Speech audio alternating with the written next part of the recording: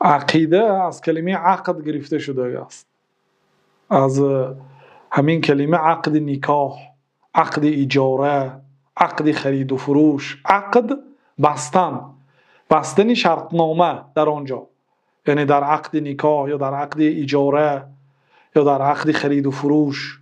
عقدون بستن، در لغت عرب عقده یعقدو بستن. و برای آن عقیده نامیده شد که این چیزها در قلب بنده بسته شدگی است. یا آدم مسلمانی که به الله و به روز قیامت ایمان دارد نمی شود که یک دو ساعت وی نصیحت کنید و از همین اعتقادش برگردد. وی بسته شدگی هست.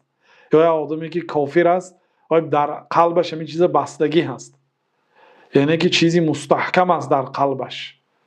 عقیده سبب میشد که انسان بعد دیگر عملها رو اجرا کند. وقتی که به الله تعالی و روز قیامت ایمان داشته باشید و دیگر عملهای صالح میکنید. وقتی که آدم دیدید که دعا کرده ایستاده است، این آدم عقیده داشته است که الله تعالی هست. این آدم عقیده دارد که الله تعالی شنوا هست. این آدم عقیده دارد که الله تعالی از احوال این باخبر است. این آدم عقیده دارد، یعنی اعتقاد دارد که الله تعالی قدرت دارد که طلبی درخواست این اجرا کند.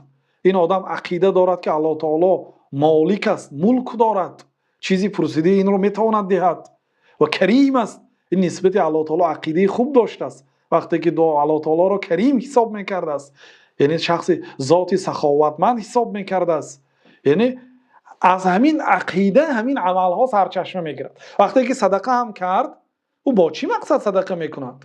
با مقصد اینکه الله تعالی 700 مراتب یا زیاده از این برگرداند و انیق هم برمیگرداند، هم در این دنیا هم در آخرت.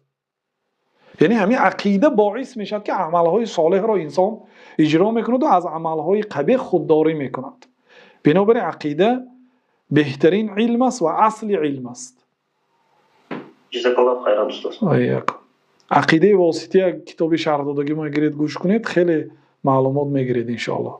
با ان شاء الله من صحیح بخاری وقتی که شرح میدیم کتاب ایمان شرح میدیم. کتاب ایمان عقیده هست.